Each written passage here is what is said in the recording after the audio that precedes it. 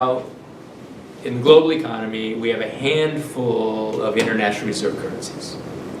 All the dollars, Canadian, Australian, and American dollars, the UK, the Japanese yen, and increasingly Chinese RMB. So these are going to be the global currencies for the foreseeable future. There is a huge international demand for all of these. Even though Australia is a tiny country, you wouldn't think that it was an international reserve currency. Global pension funds decided to diversify to include Australia. Okay, and so suddenly there's a huge external demand for the Australian dollar, and that makes it possible for all of these countries to import beyond what they export. Okay, and China is a net exporter, but it will change very soon. It could be within a year they will change. So countries that face a huge external demand can run a current account deficit. For how long? As long as the rest of the world wants the dollar. Okay. How long will this go on? Forever? Probably not. Eventually, China is going to want to stop net exporting to the U.S. They'll probably net import from the U.S. Luxury goods. And so, and vacations in the United States.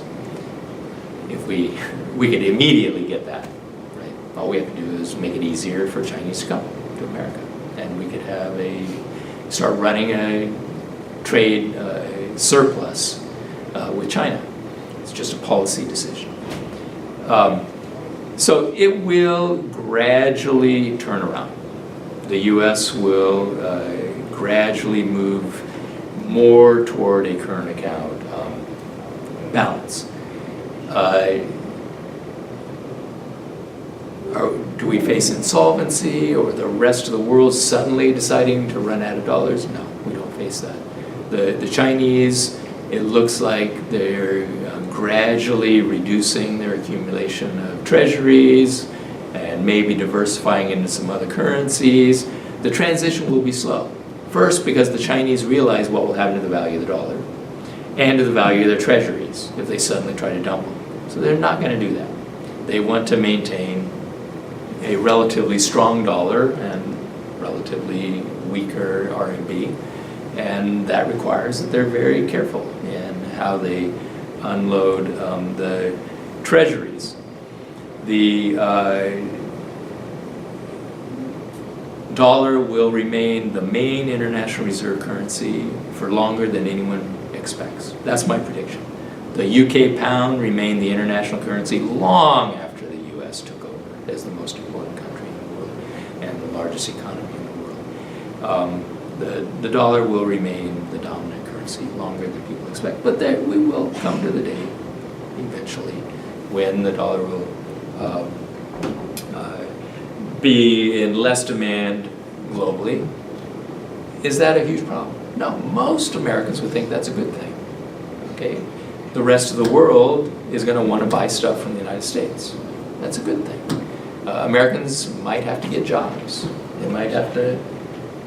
We went over here. Might have to, start working and producing stuff for domestic consumption. I don't see that as a bad thing.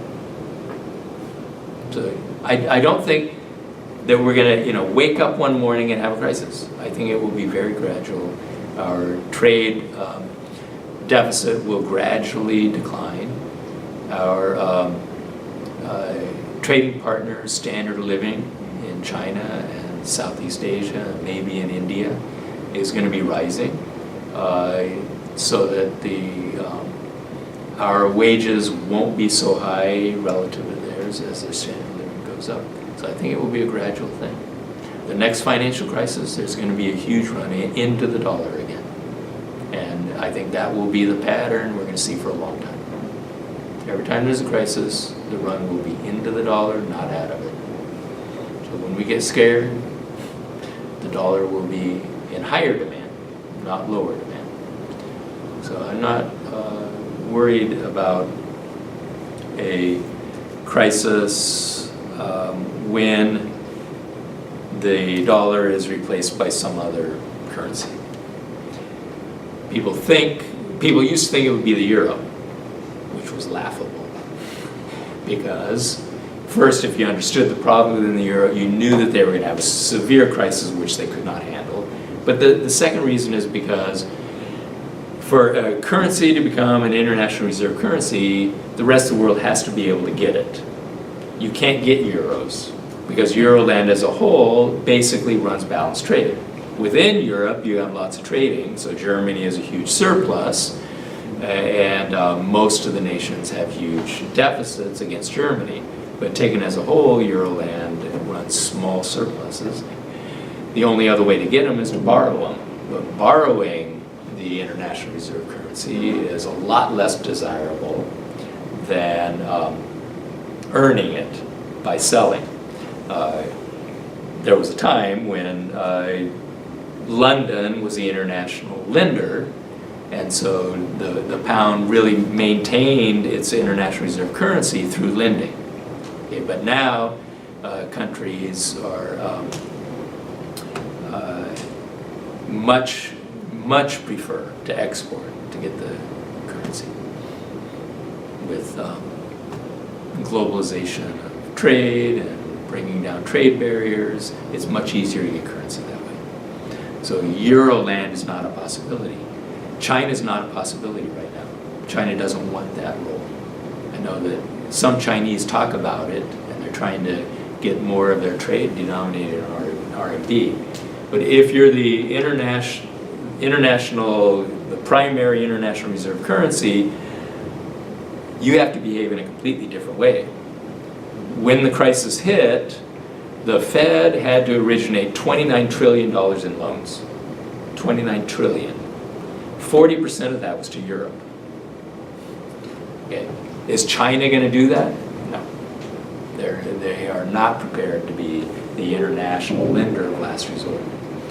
So Britain used to do that, now it's the US responsibility.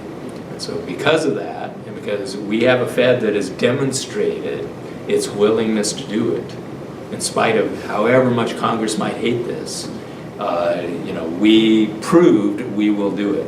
And so I think that also really strengthens the place of the dollar as the international reserve currency.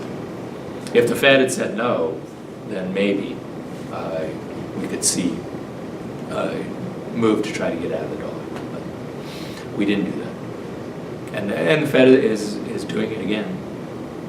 It's continued to do it as Europe has needed dollars. The Fed has said, yeah, we will open that window again.